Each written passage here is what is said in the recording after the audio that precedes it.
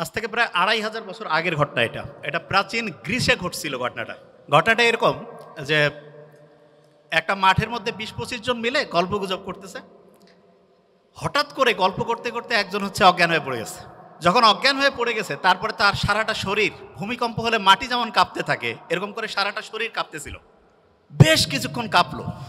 আশেপাশের লোক চিন্তা করতেছে এ নিশ্চয়ই বোধহয় কোনো অপকর্ম করছে, কোনো মনে হয় অন্যায় করছে, এই কারণে ঐশ্বরিক কোনো শক্তি তাকে অজ্ঞান করে এরকম করে শরীরের মধ্যে দেখতে পাচ্ছে না, কিন্তু যে পানিশমেন্ট দিচ্ছে, শাস্তি দিচ্ছে। তো এইরকম ১-১.৫ মিনিট হওয়ার পরে কাঁপুনি যখন বন্ধ হলো, কিছুক্ষণ পরে এদিক ওদিক থেকে পানি নিয়ে এসে তার গায়ে ছিটাই দিছে। সেই লোকটা বলতেছে কি হয়েছে স্যার, কিছুই খেয়াল নাই। আশেপাশের লোক বলতেছে না, তোমার নিশ্চয়ই কোনো খারাপ কিছু করছো, তোমাকে আর আমাদের সাথে রাখা যাবে না, তোমার বিচার করতে হবে। বিচার করার জন্য তাকে ওইখানকার যে বিচারক কমিটি ছিল, মানে জোর জবরদস্তি করে টেনে হেসড়ে তাকে সেখানে নিয়ে গেছে। নিয়ে যাওয়ার পরে যারা বিচারক আছেন তারা জিজ্ঞেস করছে যে তোমার সম্বন্ধে যে অভিযোগ আসছে এইটার ব্যাপারে তোমার বলার কি আছে। তো ওই লোক তো অজ্ঞান হয়ে গেছিল, সে জানেও না যে কি করছে। সে বলতেছে আমি তো কিছুই জানি না, কিছুই খেয়াল করতে পারছি না। আশেপাশের সবাই বলতেছে যে না, এরকম ঘটনা ঘটছে, সে অজ্ঞান হয়ে গেছিল, তার সারাটা শরীর ভূমিকম্প হলে মাটি যেমন কাঁপতে থাকে তার সারা শরীর কাঁপতেছিল।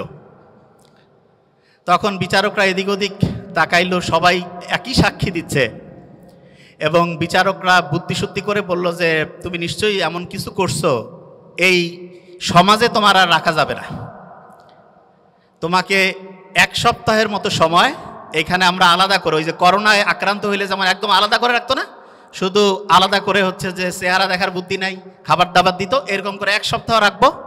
তারপরে তোমাকে এইখান থেকে, দ্বীপ থেকে বের করে অন্য জায়গায় নির্বাসনে পাঠিয়ে দেওয়া হবে। তা প্রাচীন গ্রিস দেশে ২৫০০ বছর আগে যখন যে কেউ এরকম ঘটনার মধ্যে পড়তো, তখন তাকে এরকম করে জোর জবরদস্তি করে ওই বিচারকদের সামনে নিয়ে আসতো। বিচারকরা যখন শুনতো যে ৮-১০ জন বলতেছে যে হ্যাঁ এই লোকের এইরকম ঘটনাই ঘটছে, তখন তাকে ১ সপ্তাহ এক জায়গায় আটকে রাখার পরে তারপরে নির্বাসনে অন্য জায়গায় পাঠিয়ে দিত। তাই এরকম করে প্রায় ১৫-২০ বছর চলছে এই ঘটনা প্রাচীন গ্রিসে। হঠাৎ করে একটা অদ্ভুত ঘটনা ঘটছে। ঘটনাটা একদিন বিচার চলছে, একজন এরকম অজ্ঞান হয়ে গেছিল, তার শাস্তি, তার পানিশমেন্ট কি হবে এটা নিয়ে যখন বিচারকরা আলোচনা করছে, হঠাৎ করে একজন বিচারক অজ্ঞান হয়ে গেছে এবং সেই বিচারকের সারাটা শরীর ভূমিকম্প হইলে যেমন কাঁপে সেই রকম তার শরীরটা কাঁপতেছিল। মানুষজন চিন্তা করতেছে যার প্রধান বিচারক, মানে বিচারকদের যে প্যানেল আছে তার মধ্যে প্রধান বিচারক যিনি, উনি অজ্ঞান হয়ে গেছে এবং তার সারাটা শরীর কাঁপতেছে। এখন অন্যান্য বিচারকরা চিন্তা করতেছে এনার বিচার কে করবে, এনাকে কি পানিশমেন্ট দেওয়া যাবে কিনা। এবং অন্য বিচারকরা বলতেছে না, আমরা যতদিন থেকে আসি ইনি তো আমাদের চিফ জাস্টিস, এনার তো কোনো রকমের অন্যায় দেখি নাই, কোনো খারাপ কাজ দেখি নাই, সারা জীবন খালি মানুষের উপকার করছে, এই লোক হঠাৎ করে অজ্ঞান হইল কারণটা কি। তখন ওনারা একটা সিদ্ধান্ত নিল যে আচ্ছা এইটার আসলে কি অন্য কোনো কারণ আছে নাকি, সেটা জানার কোনো বুদ্ধি আছে কিনা। তখন হঠাৎ করে একটা লোক হাত তুলছে, হাত তুলে বলতেছে যে গোটাল শরীর নিয়ে গবেষণা করে এরকম একজনের খোঁজ ওনার কাছে আছে। বলছে ঠিক আছে, তাহলে ওইখানে আমরা যাই, ওইখানে গিয়ে জানার চেষ্টা করি যে উনি এইটার অন্য কোনো কারণ আছে কিনা সেটা বলতে পারেন কিনা। একটা তদন্ত কমিটি ওই সবচাইতে জ্ঞানী লোক যিনি সারা শরীর নিয়ে গবেষণা করে ওনার কাছে চলে গেছেন, যে গোটাল ঘটনাটা সংক্ষেপে বলে দিয়েছেন। ওই জ্ঞানী লোক যার কাছে গেছে উনি আমরা যে মেডিকেল সায়েন্স পড়ি এইটার ফাউন্ডিং ফাদার, আসলে ফাউন্ডিং ফাদার বললে একটু ভুল হবে, ওনার নাম হিপোক্রেটাস। যারা ডক্টর তারা জানে যখন মেডিকেলে চান্স পায় তখন যার নামে ওত দেয় তার নাম হিপোক্রেটাস। এবং ইন্টারেস্টিং জিনিস, উনি ওনাদের ঘটনাটা শুনে বলছে যে ঠিক আছে আমাকে কয়েকটা দিন টাইম দেন, আমি এটা নিয়ে একটু গবেষণা করি, একটু ভাবনা চিন্তা করি, তারপর আপনাদের বলবো। বাস ওনারা চলে গেছে। ১.৫-২ সপ্তাহ পরে উনি ওনাদের কাছে লোক পাঠাইছে যে আমি কারণ খুঁজে পেয়েছি। সব লোক অধীর আগ্রহে অপেক্ষা করতেছে কারণটা কি। যখন হিপোক্রেটাসের 1-to-1 সামনাসামনি আসছে তখন উনি বলতেছেন যে আপনারা যে মনে করছেন যে কোনো ঐশ্বরিক শক্তি এ কোনো অপরাধ করছে, কোনো পাপ করছে, এই কারণে তাকে যে অজ্ঞান করে এরকম করে মারধর করতেছে, আপনারা দেখতে পাচ্ছেন না, ব্যাপারটা মোটাই এরকম না। তা ব্যাপারটা কি? বলছে ব্যাপারটা হচ্ছে মাথার মধ্যে বিভিন্ন ক্রিয়া বিক্রিয়া হয়। এই ক্রিয়া বিক্রিয়া 440 হইলে যেমন ওই যে ভোল্টেজ আছে না, এমন হয়ে যায়, দেখা যাচ্ছে মেশিন টেশিন সব অকেজ হয়ে গেছে, ওর মাথা ওই সময় অকেজ হয়ে গেছে এবং এই কারণে সেন্সলেস হয়ে গেছে এবং সারাটা শরীর কাঁপতেছিল। এই কথা শোনার পরে অনেকে একটু বিশ্বাস করছে, অনেকে একটু অবিশ্বাসও করছে যে বিচারককে বাঁচানোর জন্য এরা কোনো ভিতরে ভিতরে কায়দা কানুন করছে নাকি। ওনারা ওইখান থেকে হিপোক্রেটাসের কাছ থেকে যখন ফিরে আসছে, আসার পরে ওনাদের কাছে আলাদা করে একটা লোক ওইখানে বন্দী করা ছিল, কিন্তু ওনা নির্বাসনে পাঠায়নি। কেন? কারণ হচ্ছে যে বিচারক নিজেই হচ্ছে যে অজ্ঞান হয়ে গেছে, যে আসলে কারণটা কি সেটা না জানা পর্যন্ত বের করা যাচ্ছে না। তখন করছে কি, এরা একটু রাগান্বিত হয়ে করছে যে না, নিশ্চয়ই সামথিং ইজ রং, কোথাও যেন একটা মিস্টেক হচ্ছে। কয়েকজন যে মাথা আঘাত করে দ্বিখণ্ডিত করে ফেলছে। মাথার খুলি যদি খুলে ফেলে তখন দেখা যাবে যে একটা গ্লাসের মধ্যে যদি পানি রাখি, ওর মধ্যে মাখন রাখলে যেমন হয়, গোটাল মাথাটার মধ্যে আমাদের ব্রেনটা অনেকটা মাখনের মতো।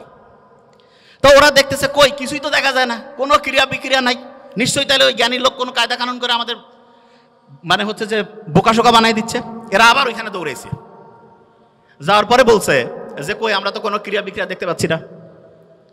উনি তখন ওনাদের বুঝাইছে যে দেখো, মাথার মধ্যে যে ক্রিয়া বিক্রিয়াটা হয়, এইটা যদি লক্ষ লক্ষ কোটি কোটি ক্রিয়া বিক্রিয়া এক জায়গায় করি, একটা ছোট্ট বালুকণার সমান হবে না। বলে তাই নাকি? হ্যাঁ। বলছে যে মাথার মধ্যে ক্রিয়া বিক্রিয়া হচ্ছে এবং এইটার কারণেই এই লোকটা অজ্ঞান হয়েছে। আজ থেকে 2500 বছর আগে, যখন কোনো টেকনোলজি ছিল না, কোনো পরীক্ষা নিরীক্ষা ছিল না, তখন হিপোক্রেটাস এই ঘটনাটা বলছে। এবং এখন আমরা হচ্ছে মাথাকে স্ক্যান করি। স্ক্যান করার জন্য একটা পরীক্ষার নাম আছে, আমি কিন্তু ধরবো, বি কেয়ারফুল। পরীক্ষাটার নাম হচ্ছে ইইজি। কি নাম? আচ্ছা, মনে রাখার একটা সহজ বুদ্ধি বলি। হার্টের পরীক্ষা করার জন্য ইসিজি করি না, মাঝখানে সিটা কেটে দিব, সি এর জায়গায় ই দিব, ইইজি। কি নাম? ইলেকট্রোএনসেফালোগ্রাম। মানেটা কি? ব্রেইনের মধ্যে প্রতি মুহূর্তে তরঙ্গ চলতেছে, ঢেউ। আমি তো বলি কি যে আমাদের ব্রেইনটা হচ্ছে একটা সমুদ্রের মতো। সমুদ্রের কথা শুনলে প্রথম মাথায় কি আসে? ঢেউ। অ্যাবসলিউটলি ঢেউ। প্রত্যেক মুহূর্তে ব্রেইনের মধ্যে ঢেউ চলতেছে। অনেক স্টুডেন্ট যে অল্প পড়ে ভালো করে, সেই বুদ্ধি আজকে আমরা ইনশাল্লাহ শেয়ার করব। এবং হাফেজ যে হয় মানুষ, অল্প ব্রেন, মাথায় কিছু থাকে না, কোরআন পড়তে গেলে সে শিখে ফেলছে। আল্লাহ কোরআনের মধ্যে এমন একটা অসাধারণ সামঞ্জস্যপূর্ণ শৈলী দিয়েছেন, ব্রেইনের মধ্যে ওই ওয়েভটা তৈরি হয়, ওই তরঙ্গটা তৈরি হয়, যেই তরঙ্গ তৈরি হইলে পরে পড়া লং টার্ম মেমোরি সেন্টারে রিজার্ভ হয়। প্রত্যেক দিন 5 ওয়াক্ত নামাজ পড়ি না, ব্রেইনের মধ্যে মোটা দাগে 5টা ওয়েভ আছে, মোটা দাগে 5টা ওয়েভ। এই 5টা ওয়েভের মধ্যে একটা ওয়েভ আছে সবচাইতে স্টুডেন্টের জন্য প্রয়োজনীয় ওয়েভ। এবং যে কোনো স্টুডেন্ট যে বুদ্ধিমান, সে চিন্তা করতেছে ওই ওয়েভটা যদি আমি তৈরি করতে পারি ব্রেইনে, আর তারপরে যদি আমি পড়ি, 1 ঘন্টায় 3-4 ঘন্টা পড়া হবে। এইটা তৈরি করার 2টা বুদ্ধি। একটা হচ্ছে ন্যাচারালি ব্রেইনের মধ্যে ওই ওয়েভটা তৈরি করা যায়, যেটা তৈরি করলে পরে অল্প একটু পড়লেই পড়া শর্ট টার্ম থেকে লং টার্ম মেমোরি সেন্টারে রিজার্ভ হওয়ার যে প্রক্রিয়াটা, এটা ফাস্ট হবে। আরেকটা আছে আর্টিফিশিয়ালি। আর্টিফিশিয়ালি মানে আমরা নিজেরা চাইলে পরে ব্রেইনের মধ্যে ওই ওয়েভটা তৈরি করতে পারবো। বেশিরভাগ জনের মাথায় আসতেছে যে আসলে ওই ওয়েভটার নাম কি, ঠিক না?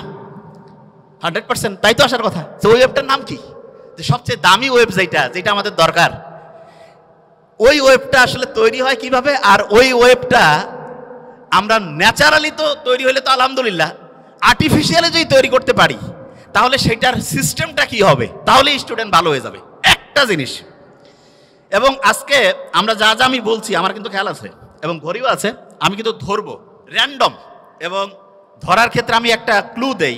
ব্রেইনের প্রথম পরীক্ষার জন্য আমরা বলছিলাম ইসিজি না ইইজি? অ্যাবসলিউটলি ইইজি, ঠিক না? ইইজি। ব্রেইনের মধ্যে ওয়েভ কটা? 5টা। সবচেয়ে ভালো আছে একটা ওয়েভ, যেই ওয়েভটা থাকলে পড়ে পড়া দ্রুত শর্ট টার্ম থেকে লং টার্ম মেমোরি সেন্টারে যাবে এবং পড়াটা সহজে আয়ত্তে আসবে। এই ওয়েভটা ইংরেজির প্রথম বর্ণের নাম কি? এ দিয়ে শুরু, আলফা ওয়েভ। কি নাম? Alpha wave. এবং আলফা ওয়েভ এইটা যখন ব্রেইনে তৈরি হয়, প্রতি মুহূর্তে 8টা থেকে 12টা, প্রতি সেকেন্ডে 8টা থেকে 12টা ঢেউ চলে। কয়টা? 8টা থেকে 12টা। এখন অনেকে বলতে পারে যে ভাইয়া ব্রেইনের মধ্যে যদি জলোচ্ছ্বাস হয়, যে খুব ঢেউ বাড়তেছে, তাইলে কি হবে? তাহলে যেটা হয় সেটার নাম হচ্ছে গামা ওয়েভ। কি নাম? Gamma wave. ওই সময় প্রতি সেকেন্ডে ব্রেইনে 40টারও বেশি, 60টা পর্যন্ত ঢেউ উঠতে পারে। বেশি ঢেউ উঠলে পরে ব্রেইনে যা রাখতেছি সব ভাষায় নিয়ে চলে যাবে, ব্রেইনে আর রিজার্ভ হবে না কিছু। এই জন্য ব্রেইনে রিজার্ভ করার জন্য আমাদের আলফা ওয়েভ রাখতে হবে, আলফা ওয়েভ। এখন প্রশ্ন হলো আলফা ওয়েভ ব্রেইনে ন্যাচারালি কখন তৈরি হয় সেটা আগে বলি। মোহাম্মদ সাল্লাল্লাহু আলাইহি ওয়াসাল্লাম যে বলছে যে রাতের এশার নামাজের পরে উনি কোনো মিটিং, কোনো মিছিল কিচ্ছু রাখতো না, কোনো কথা নাই, স্ট্রেট বেড, সোজাসুজি ঘুম, আর্লি উনি ঘুমাইতো। আমাদের ডক্টরদের মধ্যে অনেকের লাইফস্টাইল খুবই খারাপ, যত বড় অফিসার লাইফস্টাইল তত খারাপ। কয় যে লেট নাইট প্রোগ্রাম শয়তানি প্রোগ্রামের অন্য আরেকটা নাম, believe me. Late night program, কিসের লেট নাইট? যা হবে আর্লি। এবং ঠিক এশার নামাজের পরে যদি আমরা ঘুমাই তাহলে ইনশাআল্লাহ আমাদের ব্রেইনের মধ্যে একটা সুপার ক্লক আল্লাহ বসায় রাখছে, হাইপোথ্যালামাসের মধ্যে আছে, টিক টিক টিক টিক করে চলতেছে, ওর কোনো টাইম দেখা লাগে না, অটোমেটেড অ্যালার্ম সেট আপ করা আছে, অ্যালার্ম বাইরে থেকে ঘড়িতে দেওয়া লাগবে না। কেউ যদি এশার নামাজের পরে ইনশাআল্লাহ ঘুমায় যায়, ভোর 3টা, 3:30, 4টার মধ্যে ঘুম থেকে উঠবে। কিন্তু ইন্টারেস্টিং পয়েন্টটা ওই জায়গায় না। ইন্টারেস্টিং পয়েন্টটা হচ্ছে বেশিরভাগ স্টুডেন্ট বলে যে আমি রাতে ঘুমাইলাম 12টায়, সকালে উঠলাম 7টা, 7 ঘন্টা তো আমি ঘুমাইলাম। আর একজন ঘুমাচ্ছে রাত 9টায়, সে উঠলো ভোর 4টায়, সেও 7 ঘন্টা। তো অনেকের মাথায় আসে যে 7 ঘন্টা ঘুমাইলে হয়েছে, কখন ঘুমাই, টাইম তো 7 ঘন্টায় হয়েছে, ব্রেন বোধহয় ঠিকভাবেই কাজ করতেছে। নো, এটা ভয়ঙ্কর একটা মিস্টেক, ভয়ঙ্কর। ব্রেনটা রিচার্জ হওয়ার জন্য সবচাইতে দামি প্রসিজার যতগুলো পদ্ধতি আল্লাহ দিয়েছে তার মধ্যে নাম্বার 1 হচ্ছে ঘুম। এখন ঘুমের মধ্যে ব্রেনটা চার্জ হয়, কিন্তু চার্জিং এর সিস্টেমের মধ্যে একটু আল্লাহ টেকনিক লাগাই দিছে। ব্রেইনের মধ্যে যে হাইপোথ্যালামাসের মধ্যে যে মাস্টার ক্লকটা আছে, সে চার্জিং সিস্টেমটা ঘন্টায় ঘন্টায় চেঞ্জ করে। মানে এটা কি, একটু এক্সাম্পল দেই। ধরা যাক কেউ রাত ঠিক 9টায় ঘুমাইছে, ব্রেন চার্জ শুরু হয়েছে, ওই সময় সে চার্জিং পয়েন্টের মধ্যে যে চার্জারটা লাগায় রাখছে সেইটার প্রতি মুহূর্তে চার্জিং ক্যাপাসিটি 100 ওয়াট। কত ওয়াট? 100। এরকম করে 7 ঘন্টায় তাহলে কত ওয়াট চার্জ হবে? 700। কেউ যখন রাত 12টায় ঘুমাইতে গেছে, 12টা থেকে 3টা, এই সময় প্রতি ঘন্টায় তার চার্জিং হবে 100 ইউনিট করে। কত? 3টার পর 4টা পর্যন্ত 50 ইউনিট করে। কত? 4টার পর ফজরের সময়, যে সময় শয়তান আসি কয় আরো ঘুমা, ওই সময় চার্জিং 20 ওয়াট। কয় ওয়াট? 20 ওয়াট। অনেক ছেলে মেয়ে আছে কয় আমি মাগরিবের সময় আমার দিন শুরু, ফজরের পরে আমার দিন হচ্ছে রাতের ঘুম শুরু। মানে রাতে সে ঘুমাইতে যায় ফজরের পরে, এবং সে বলে যে আমি 8-9 ঘন্টা ঘুমাই। আর্লি মর্নিং ফজরের নামাজের পরে ওই সময় চার্জ হচ্ছে 10 ওয়াট। কয় ওয়াট? 10 ওয়াটে সে যদি 10 ঘন্টা ঘুমায়, চার্জ কত ওয়াট হবে? আর আর্লি ঈশান নামাজের পরে 1 ঘন্টায় কত ওয়াট? 100। যে কাউকে যদি আমি বলি যে 100 টাকা একটা দিব আর একটা 100 টাকার ডলার দিব, কোনটা নিব? মূর্খ কবে ভাই আমার ডলার লাগবে, ঠিক না? তাহলে যারা বুদ্ধিমান বুদ্ধিমতী তারা রাতে আর্লি ঘুমাবে নাকি ফজরের সময় ঘুমাবে? আর্লি ঘুমাইলে কি ডলার পাবো না টাকা পাবো? 100 ওয়াট করে প্রতি মুহূর্তে চার্জিং হবে। এখন অনেকের মাথায় একটা প্রশ্ন আসছে যে ভাই এটা কিভাবে কাজ করে, কারণটা কি? আল্লাহ ওই যে ঘড়ি হাইপোথ্যালামাসের মধ্যে বসায় রাখছে, সেইখানে ঘুমের মধ্যে 2টা ভাগ করছে। একটা হচ্ছে ডিপ স্লিপ, কি নাম? আরেকটা হচ্ছে বলা যেতে পারে হালকা স্লিপ। বুঝার জন্য, কি স্লিপ? হালকা। তার মানে একটা হচ্ছে ওই যে চার্জিং এর জন্য আছে না, যে পাওয়ারফুল চার্জিং খুব দ্রুত হয়, এইটা হচ্ছে ডিপ স্লিপ। কি স্লিপ? Deep sleep. আল্লাহ এমন মেকানিজম করছে, ডিপ স্লিপটা হবে রাত 9টা 10টা থেকে শুরু করে ভোর 3টা পর্যন্ত। কয়টা? রাত 9টা 10টা থেকে ভোর 3টা। এবং ইন্টারেস্টিং পয়েন্ট, আমরা যে ঘুমাই প্রত্যেকটা ঘুমের চক্র 90 মিনিট। ফুটবল ক্রিকেট যে আমরা খেলা দেখি, ফুটবলও দেখি। ফুটবল কতক্ষণ করে চলে একটা সেশন, একটা ম্যাচ কতক্ষণ? 90 মিনিট। এই 90 মিনিটের মধ্যে এইরকম একটা ম্যাচ হয়ে গেল, আমার ব্রেইনের মধ্যে একটা সাইকেল পূরণ হয়ে গেল। কয়টা সাইকেল? একটা। এবং প্রথম রাতে আমি যখন ঘুমাবো, প্রথম রাতে, তখন আমার ডিপ স্লিপটা বেশি হবে। কোন স্লিপ? ডিপ স্লিপ যখন বেশি হবে তখন মূলত আমার চার্জিংটা হাইয়েস্ট লেভেলে হবে। কি লেভেল হবে?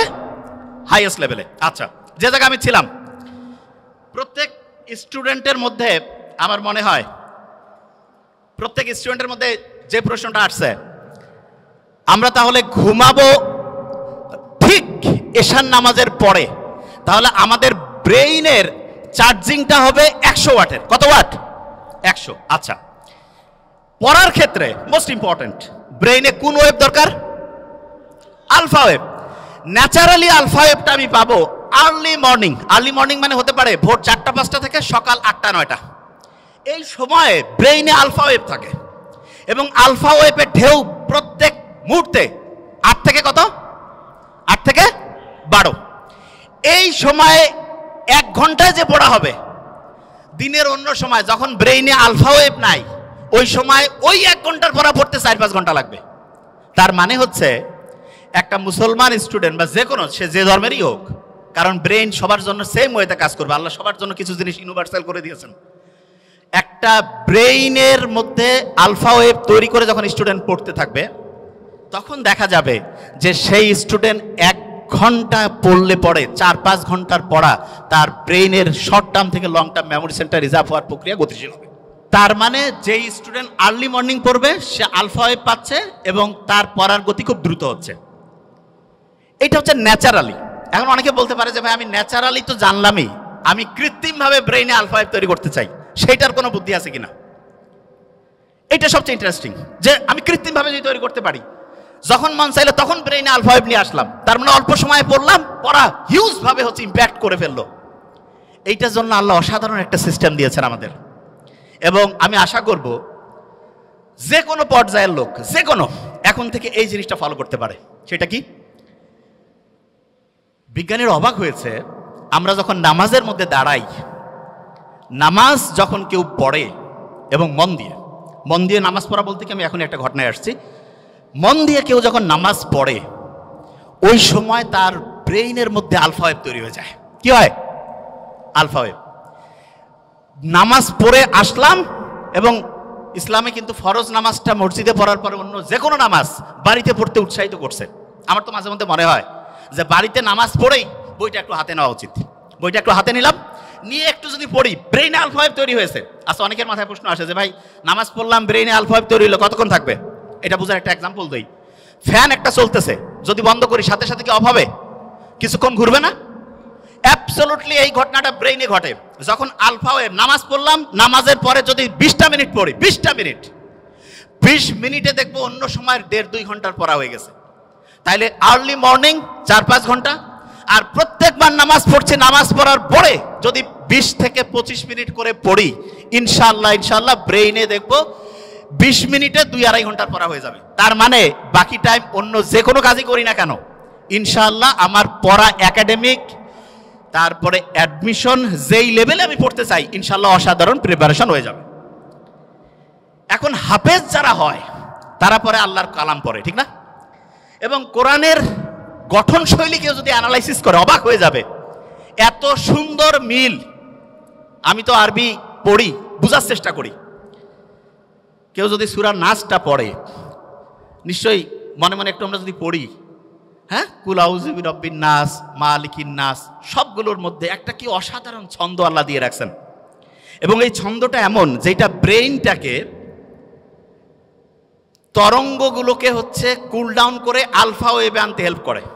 তার মানে নামাজের টাইম নাই, মন চাচ্ছে যে আমি একটু পড়া আমার আলফা ওয়েভে পড়বো, কোরআনটা বের করে সূরা ফাতিহাটা একটু পড়ি, আর কিচ্ছু করা লাগবে না, তারপরে হচ্ছে 20 মিনিট পড়বো, ব্রেইন আলফা ওয়েভে ইনশাআল্লাহ 20 মিনিট অটোমেটিক কাজ করবে।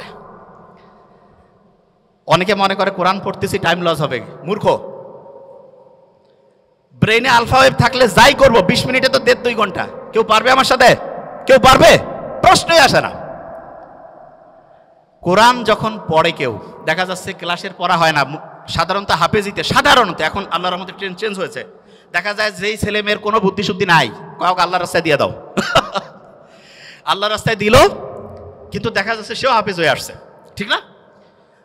তা আল্লাহ তো বলছে যে আমি তো তোমাকে হেল্প করবই, এবং আল্লাহ যে প্যাটার্ন দিয়েছে সেইখানে কোরআন পড়ার পরে আলফা ওয়েভ তৈরি হয়, দ্রুত তার পড়া, দেখা যাচ্ছে শর্ট টার্ম থেকে লং টার্ম মেমোরি সেন্টার রিজার্ভের প্রক্রিয়াটা গতিশীল হয়।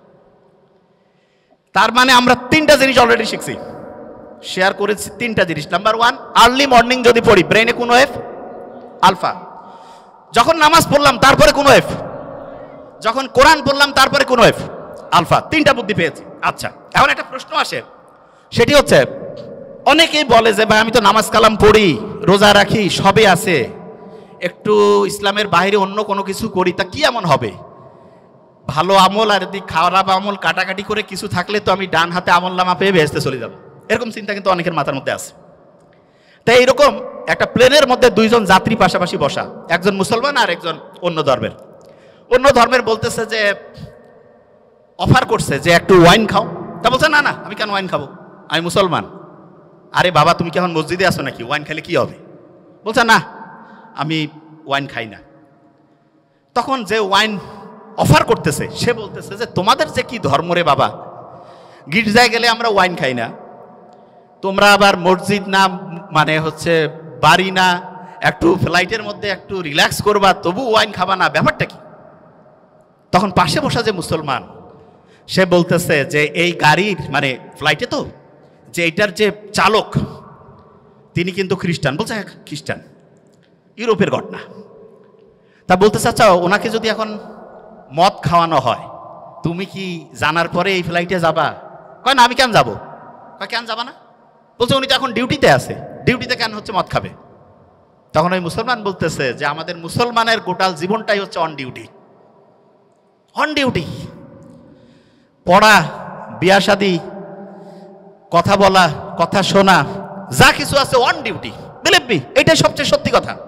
অনেকে আমরা মনে করি কি মসজিদের মধ্যে যাবো ওই সময় আল্লাহ আল্লাহ করবো, আল্লাহ আল্লাহ তো অবশ্যই করবো, কিন্তু আল্লাহ প্র্যাকটিক্যাল জিনিসটা সবচেয়ে বেশি পছন্দ করেন, সবচাইতে বেশি পছন্দ করেন প্র্যাকটিক্যাল। এবং আল্লাহর কাছে যখন আমরা দোয়া করি রাব্বানা আতিনা ফিদ দুনিয়া, দুনিয়াও লাগবে আখেরাতও, হ্যাঁ, তবে দুনিয়া পাইতে গিয়ে যাতে আখেরাত ধ্বংস না করি, এইটা খুব গুরুত্বপূর্ণ।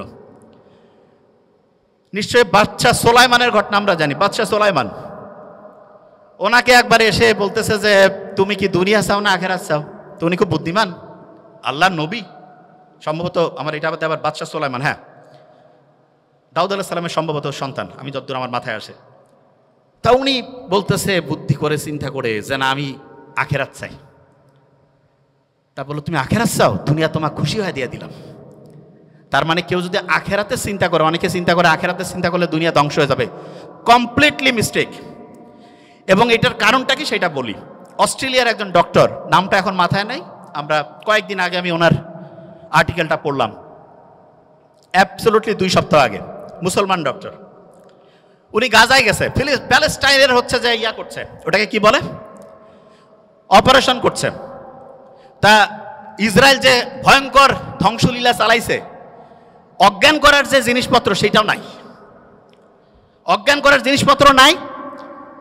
উনি জানে যে অজ্ঞান করার মাঝখানে হচ্ছে জিনিস শেষ হয়ে যাবে। অপারেশনের মাঝখানে ঘুম থেকে উঠছে, উঠে কোরআন তেলাওয়াত শুরু করছে, তারপরে অপারেশন উনি বন্ধ রাখছে। তা যিনি রুগী বলতেছেন আপনি অপারেশন করেন, বলছে ইশারা করছে, কোরআন তেলাওয়াত করছে, ইশারা করছে, বলছে তুমি কষ্ট পাচ্ছ না? উনি কোরআন তেলাওয়াত করছেন। তখন ওই অপারেশনের পাশে যে আরেকজন আছে বলছে না উনি কষ্ট পাচ্ছেন না। তা এই ঘটনাটা যখন শুনলাম তখন মনে হলো আল্লাহ যে বলছে যে কোরআন হচ্ছে শেফা, আমরা তো বিশ্বাস করি সত্যি টঙ্গর মগর বিশ্বাস, খোসর মসর, ওইরকম বিশ্বাস নাই হবে হবে কি না। এবং সত্যিকার অর্থে অ্যানেস্থেটিক মানে অজ্ঞান করার যে জিনিসপত্র একটা নাই, কিন্তু আল্লাহর রহমতে সে কোরআন তেলাওয়াত করছে, কষ্ট পাচ্ছে না। ওই ঘটনাটা জানি তো, আলী রাদিয়াল্লাহু তাআলা আনহুর যে পায়ের মধ্যে তিল লাগছিল, নামাজের সময় বের করতে বলছে।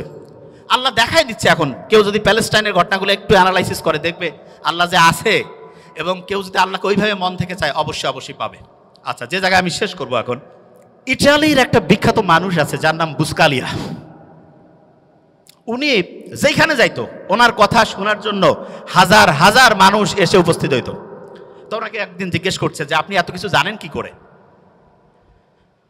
উনি বলতেছে যে আমাদের ফ্যামিলিতে আব্বার একটা অদ্ভুত নিয়ম ছিল। সেই নিয়মটা হচ্ছে এরকম, প্রত্যেক দিন রাতের খাবারটা আমার বাবা আমাদের সব ভাই বোনকে একসাথে নিয়ে খাইতো, এবং প্রত্যেক সন্তানকে তিনি আলাদা করে জিজ্ঞেস করতেন, what did you learn for the day? আজকের জন্য তুমি কি শিখছো? প্রত্যেককে বলতে হইতো। একজন যদি ঠিকভাবে বলতে না পারে যে আমি আজকে কিছু শিখি নাই, খাবার টেবিলে খাবার রেডি, এক এক করে সবাই উত্তর দিচ্ছে, একজন বলছে আমি ঠিক আজকে কি যে শিখছি বুঝতেছি না, বাবা বলতো খাবার একটু দেরি হবে, বই নিয়ে আসো, পড়ো, সবাই মিলে শিখি, তারপরে খাবো। তা বুসকালিয়া বলতেছে যে আমরা যখন ছোট ছিলাম আব্বার এই অদ্ভুত আচরণে খুব বিরক্ত হইতাম, যে কি টর্চার শুরু করছে আমাদের। তা প্রত্যেক দিন বিকালবেলা প্রত্যেক ভাই বোন একজন আরেকজনকে বলছে, তুই কি শিখছিস আজকে বল। একজন যদি কেউ না শিখে, কারণ ওর জন্য সবারই খাওয়া বন্ধ, পরে শিখতে হবে তারপরে খাবে, তখন প্রত্যেকেই একদম রেডি বসে সবাই বলা শুরু করে দিছে। এমন হয়েছে একসাথে কয়েকজন, তাড়াতাড়ি বলতে হবে, তাড়াতাড়ি খাইতে হবে, ছোট্টবেলায় যেটা হয়। তা আমি অভিভাবকদেরকে বলবো, আপনি আপনার সন্তানের জন্য একটা কাজ করেন, জাস্ট ওয়ান। সেটা কি? প্রত্যেক দিন সে কি শিখছে সেটা আপনি শোনার চেষ্টা করেন। প্রত্যেক দিন কি শিখছে সেটা শোনার চেষ্টা করেন। এবং এক্ষেত্রে আমি সবসময় বলি, শোনার তো এখন টাইম নাই, টেকনোলজির কিছু ভালো ব্যবহার আছে। ছেলে মেয়ে দূরে পড়ে, কোনো সমস্যা নেই, একটা চমৎকার ডায়েরি তাকে কিনে দেন। ডায়েরিতে বলেন যে প্রত্যেক দিন বাবা তুমি আমাকে হচ্ছে ডায়েরিতে এই যে এরকম করে লিখে দিবা, তোমার 30 দিনের জন্য মান্থলি ধরো বরাদ্দ 10,000 টাকা, প্রত্যেক দিনে ডায়েরি লেখার জন্য তুমি 300 টাকা পাবা। মাসে যদি তুমি 20 দিন ডায়েরি জমা দাও 6,000, 4,000 নাই, কিচ্ছু করা লাগবে না। ছোট্ট মানুষ তো, সে চিন্তা করবে আমার এই টাকাটার দরকার আছে, ঠিক না? তুমি ডায়েরি লিখে দিবা না, তোমার কিছু করতে হবে না, ওকে ফাইন, দেখা যাবে তুমি 4,000 টাকা কম পেয়ে কীভাবে চলো। এবং এটা রেগুলার করতে হবে। আমার ছোট ভাই ওইখানে আছে, ডক্টর নোবেল, তারা যখন কলেজে পড়তো আমি ওদেরকে রসুন আর গরুর মাংসে ঝোল দিতাম। আমি মেডিকেলে পড়তাম, তা আমার বন্ধু, আমার রুমমেট যারা বলতো, দোস্ত তুই এরকম কেন রে, একটু গোস্ত দিবি। আমি বলছি না, এখন গোস্ত খাইলে ভবিষ্যতে গোস্তের কি আকর্ষণ সেটা থাকবে না। এই জন্য অনেকে আছে না, সন্তানকে সব কিছু দিয়ে দেয়, মোটেই না। আপনার যা কিছু আছে ওইটা যদি সন্তান বুঝেছে ওইটা ওর, আপনার সন্তান ধ্বংস হওয়ার সম্ভাবনা 99%। এই জন্য সন্তানকে কষ্ট করাইতে শিখবেন, এবং এটা ম্যান্ডেটরি। এবং তাকে বুঝাতে হবে যে বাবা তুমি যেই ফ্যাসিলিটি পাচ্ছ এটা হচ্ছে এক্সট্রা, তোমাকে নিজে সব কিছু করে সামনে তোমার হিসাব, তোমার আমল তোমার হবে। আমার এখানে যেটা আছে এটা যে তুমি পাচ্ছ এটা তোমার এক্সট্রা দিচ্ছি তোমাকে। এবং সত্যিকার অর্থে সন্তানকে আমরা যেভাবে মানুষ করব সেরকম হবে। আস সুন্নাহ ফাউন্ডেশন, উম্মার স্বার্থে সুন্নাহর সাথে।